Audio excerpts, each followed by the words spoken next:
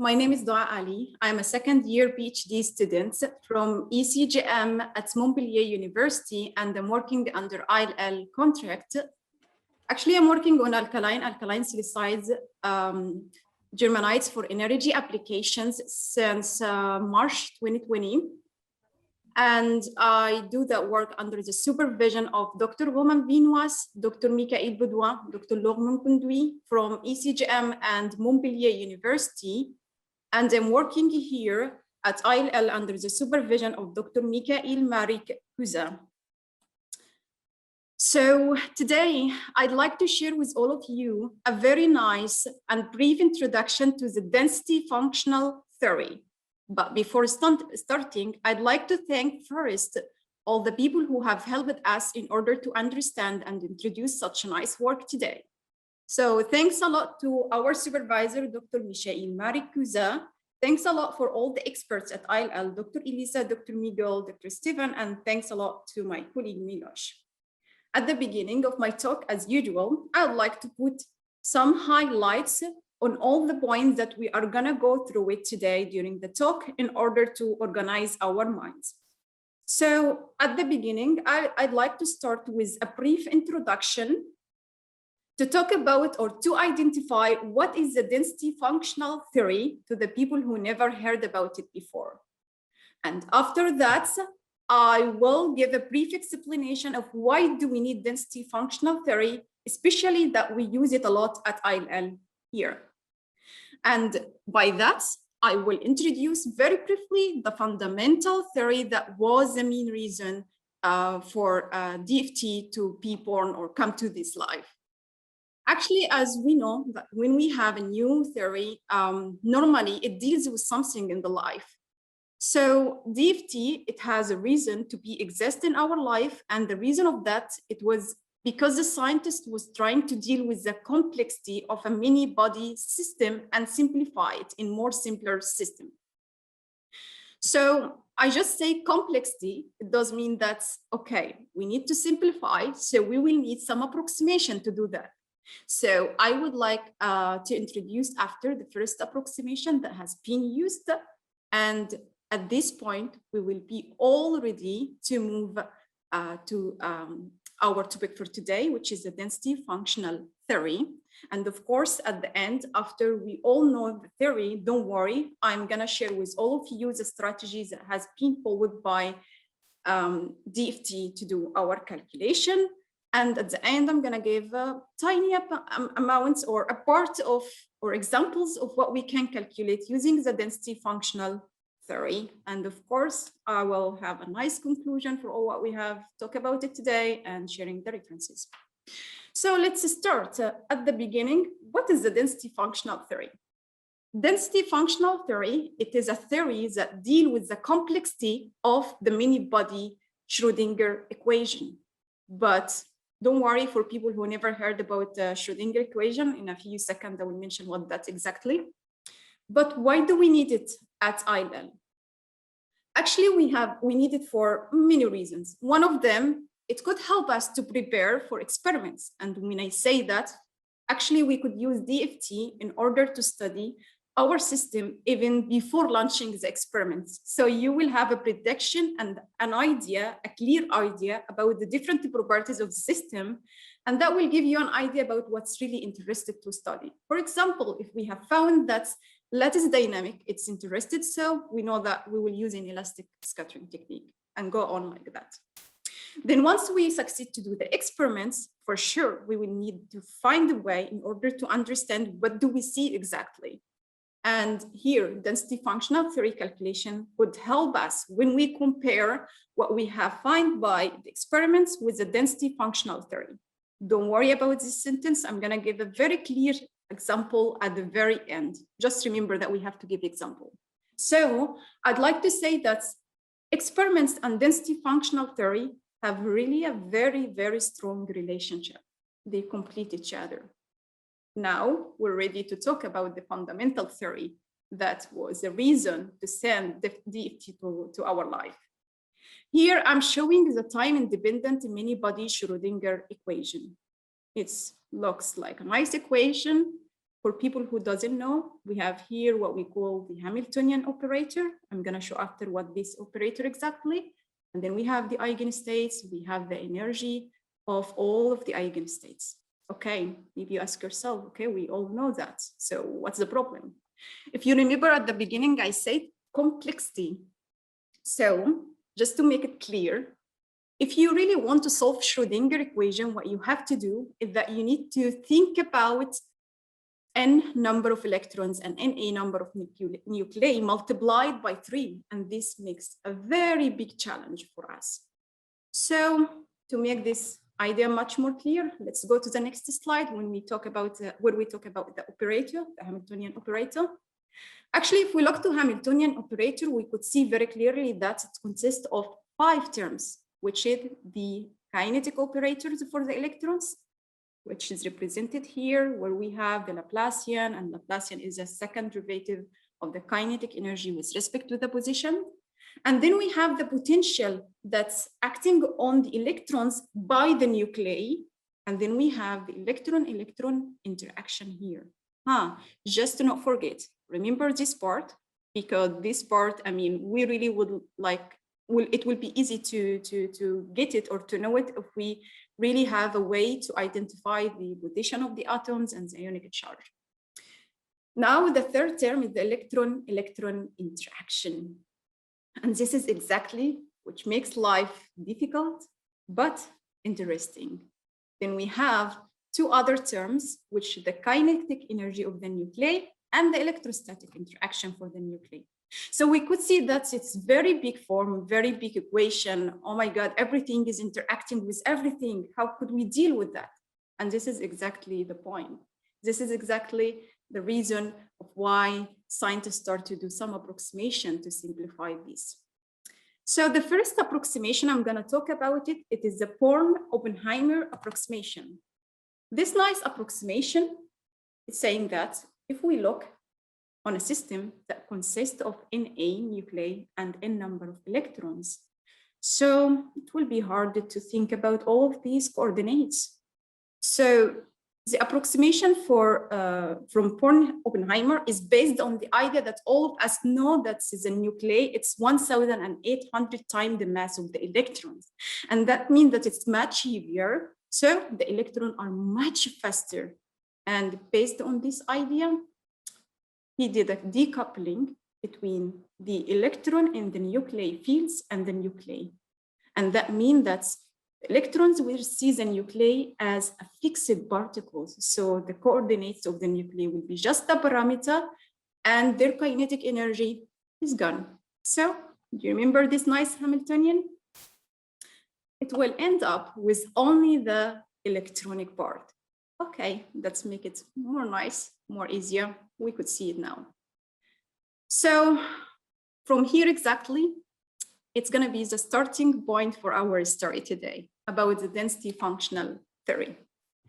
But any theory have idea, have basics. So what is the main idea for the density functional theory?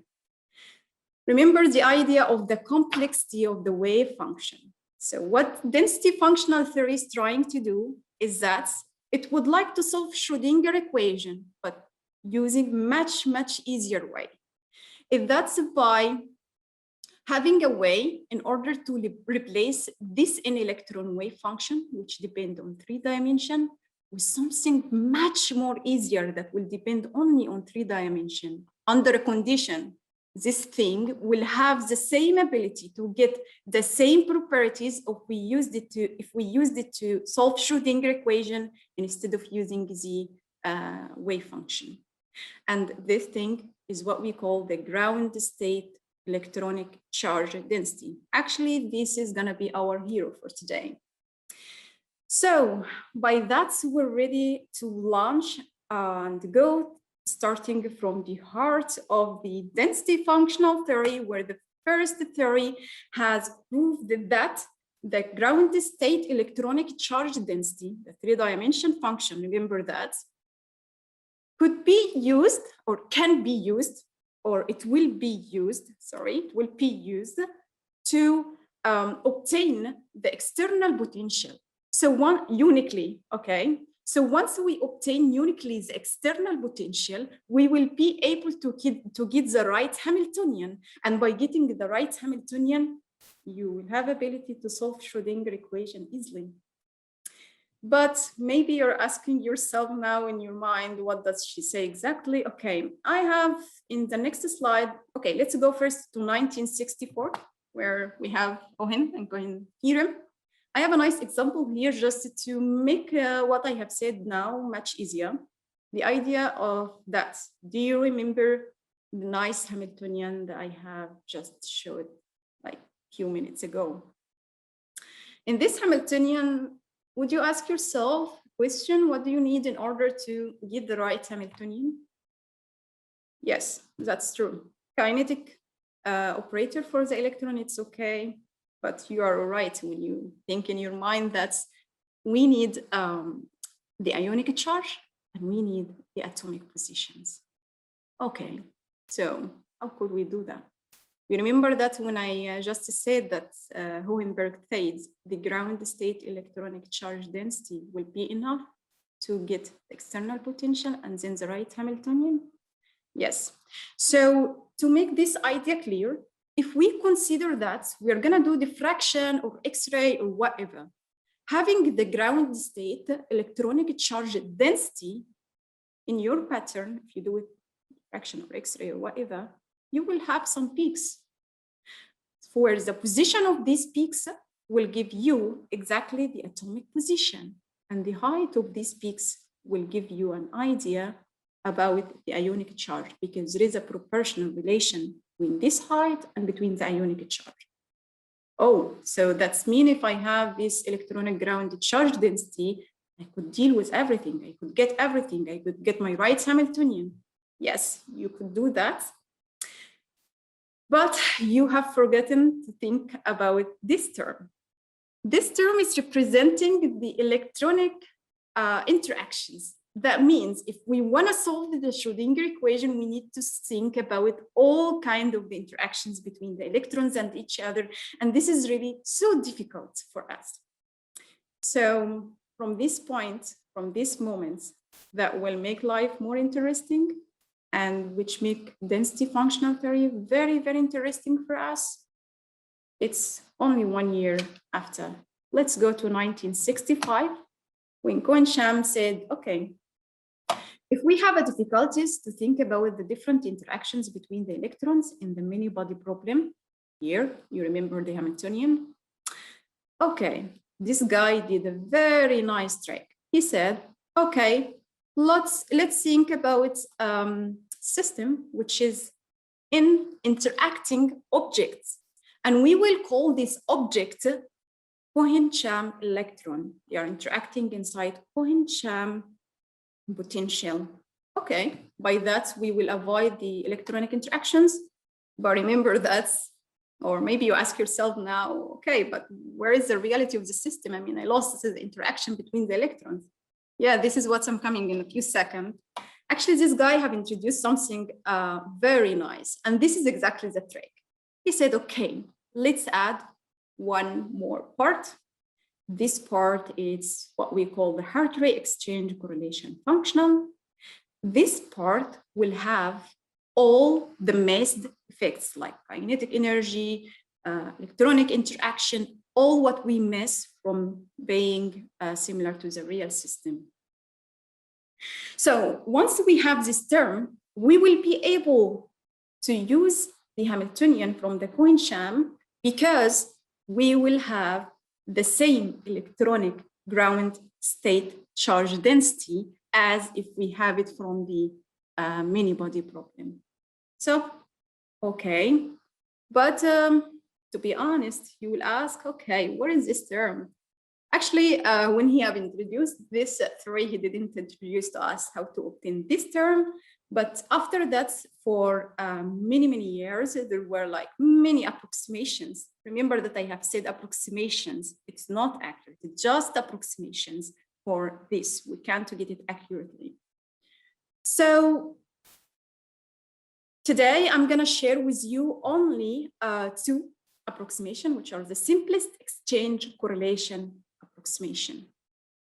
So we have, before starting introducing this approximation, I just want you to imagine if I want to calculate energy at a point in space, you need to calculate it with respect to the whole space, the whole density of the space. And this is really not an easy operation. So local density approximation, which was the first one, said, okay, let's make it easier.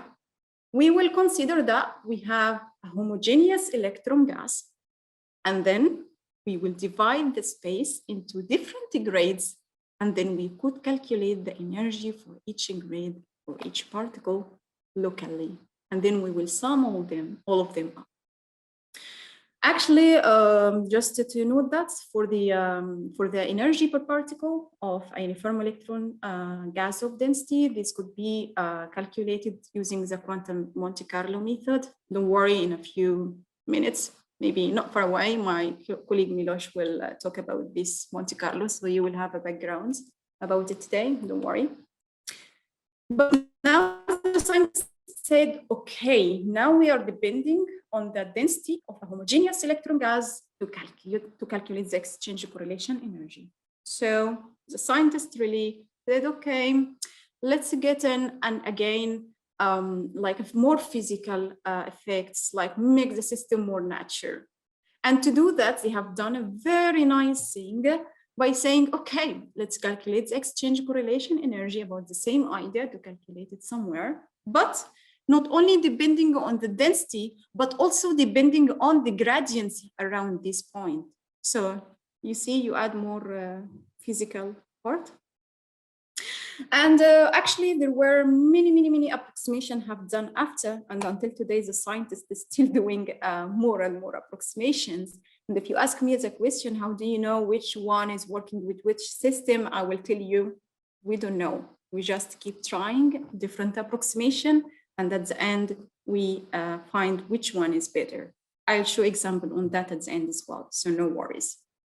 Okay, by that, I think I have shared with all of you a nice theoretical background about the density functional theory, which is maybe, I'm not sure if it's the boring part or interesting part, but now I would like to show you, as I promised at the beginning, the strategy of using density functional theory. Why do we use it? How do we use it? Or how do we do calculation using it? I think this should be interesting for everyone. So we use what we call the self-consistent cycle. For people who doesn't know what is self-consistent cycle, it is kind of iteration process, which means that we want to calculate something, it is not known. So we do kind of approximation and we start to do iteration and many times and until we get a nice approximation. I will show you in the example now. So the main job or the main topic for DFT is to get a converged electronic density, so when I say converged, I mean the minimum energy for the electronic density. How do we do that? Or how does DFT do that? Actually, it starts with initial guess for the electronic density. This guess, don't worry, how we guess it, okay. The main idea that, for example, if we are looking into a water molecule, we know that there is hydrogen to oxygen. I know all the electronic density should be like that. We sum them up and we put initial guess. You know, this is how it's happening. I'm saying initial guess, which will not be far from the reality. Then once we put this guess, we compute the effective potential. Once we have the effective potential, we could solve the Cohen-Sham equation. And once we solve Cohen-Sham equation, by summing up over all the field orbitals, you will have a new density. And then we compare this density with this calculated density with the initial guess. And what we do is that if this calculated density equal to the initial one, it does mean that I have got the converged electronic density, because that means that, okay, the energy doesn't change anymore, so the density is the same. But If they don't equal to each other, okay, I'm still a bit far from the initial guess, so I need to do again another iteration and iteration. Maybe it takes 60 times. I mean, it depends really on the system until we achieve this condition of having the both density equal to each other. Oh my God. So finally, you get your your converged electronic density. So, okay, once we get the converged electronic density, maybe you ask yourself, what could we really do using that? You could do many, many things. For example, if you want to do a geometry optimization, if you want to get the ideal geometry. Here I'm presenting a very brief example, just to give the idea. I just was imagining while I'm preparing this slide, okay, how can I explain it? So I imagined that if I have water molecules and like putting in that way, which I will consider it like a zero geometry for me, then, okay, let's think about initial guess for the electronic density. And then you launch the DFT or the self-consistent cycle that I have shown in the previous slide, you remember. Then we do the iteration and we do and we do and we do until we have we get the results that the calculated density equal to the initial one. Okay, so bravo, we reach the converged electronic density. We have the optimized electronic structure for that position. Then what we do next is that, okay, calculate the forces, use these forces to update the geometry, which means make another guess for the geometry, move the atoms, like the atomic coordinates or atomic position, as you call it, as you wish. Then we repeat the same process. We put initial guess for the density, and then we do the self-consistent cycle, and then we test. We keep doing the cycle and repeat it until get that the calculated density is like the initial guess. So we reach what we want, and we have the optimized electronic structure. And we use again the force to update this geometry. And you keep going on like that. But maybe you ask, okay, Doaa, when do we stop? You stop. That's put in your mind that every time you do this process, you look at the energy of this geometry. So once you find that the final energy of this geometry or the minimum energy you get for this geometry is the same as the previous one. So, okay, energy doesn't change anymore. Bravo, you get your ideal geometry. Now, okay, finally, once we got the ideal geometry, what could we do? You could do many, many, many things. So in the next slide, I'm going to show some examples on what can we do using the ideal geometry.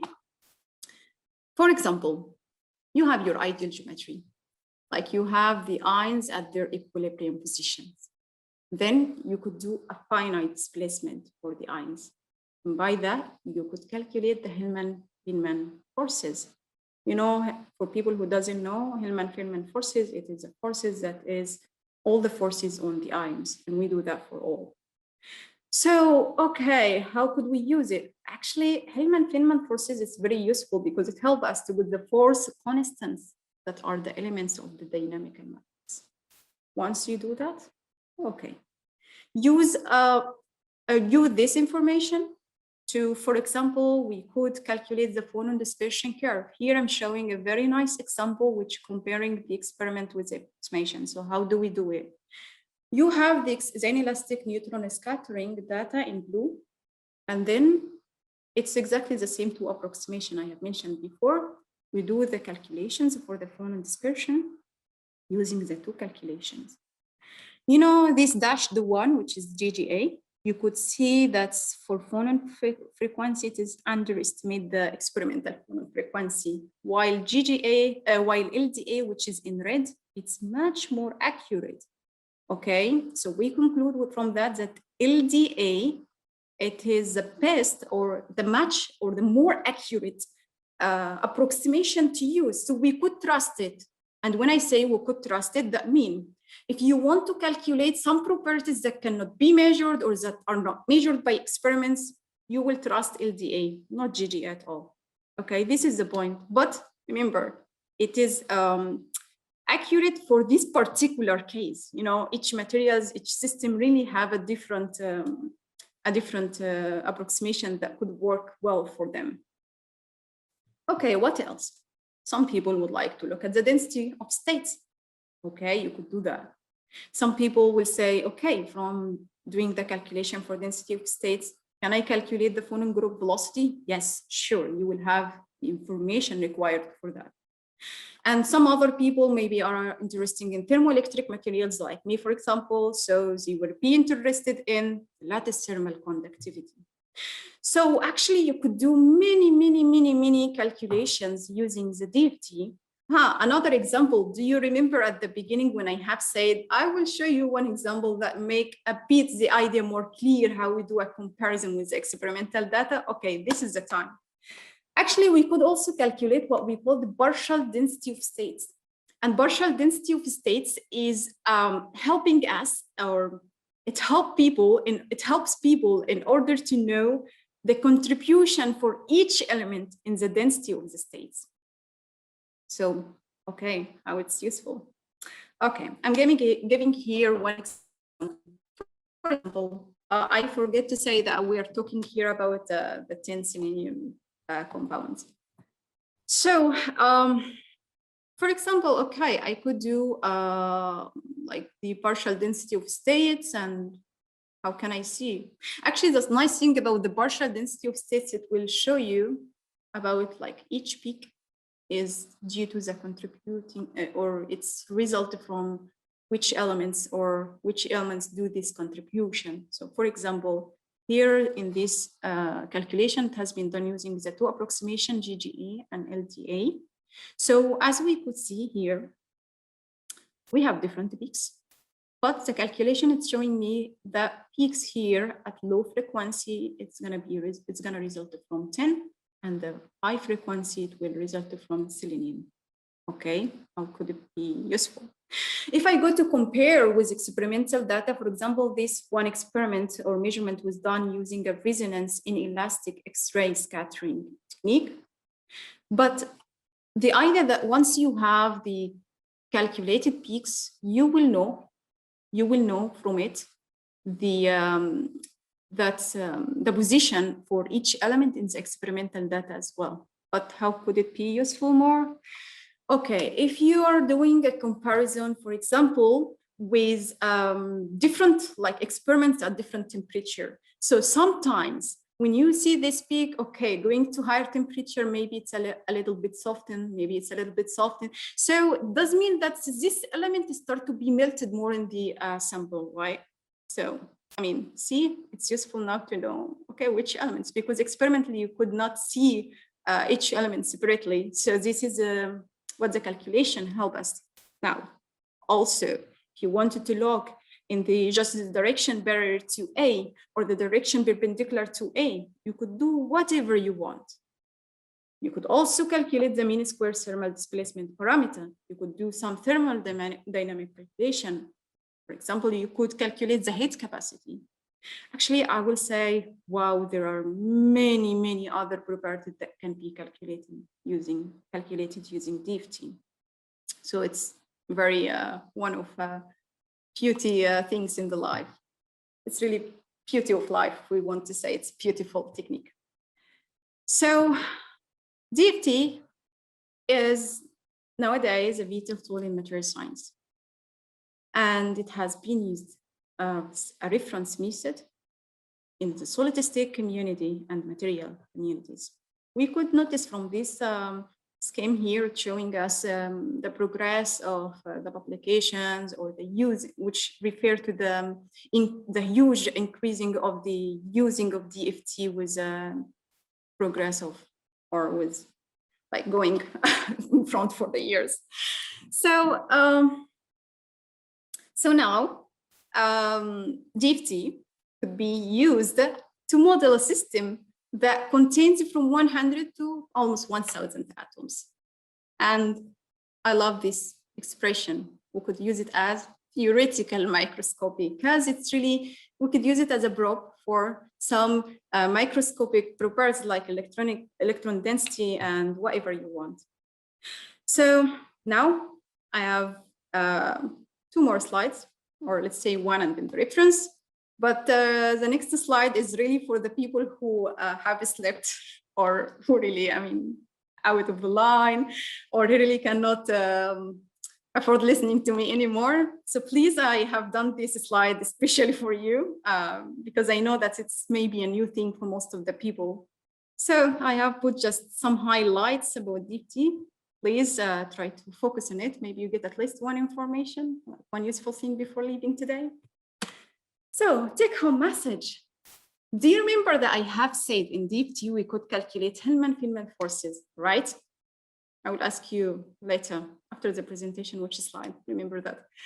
Okay, so having Hellman-Feynman forces that is calculated from DFT will help us to derive the force constant, which are the elements of the dynamical matrix, and this giving access to the minimum energy structure or normal moods of the system, like phonon, molecular vibrations, spectroscopy, as you wish.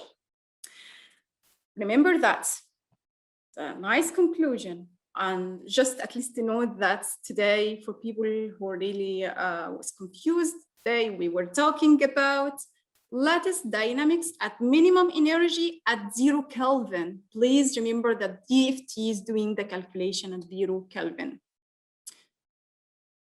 Okay, what can else be useful from using the Hellman-Feynman forces that will be calculated from DFT? Okay, I'll try to connect that. Actually, you could use it also to drive the atomic trajectory when it's used in conjunction with molecular dynamic algorithm, like we call like a Vinicius molecular dynamic approach. But don't worry, in a few minutes, my colleague Milos will make a very, very nice explanation about that. So follow the next presentation, you will find all what you need about this sentence. So we could conclude saying that DFT is really a powerful method for predicting the material properties. So believe me, DFT, it is not a ghost. So no need to feel scared of using it. Everyone could use it. But also, wow, I was talking about the beauty and how much it's beautiful, the whole talk. But at the end, it's not a magician, you know. In particular, it has some difficulties, some problems as well. Do you remember that I said DFT is depending on approximation, right? To do the calculations, like local density approximation, generalized gradient approximation, in order to describe the exchange correlation term. And as it's approximation, so it's really difficult to do an accurate calculation for some of the most of the magnetic properties. I mean, some of these properties cannot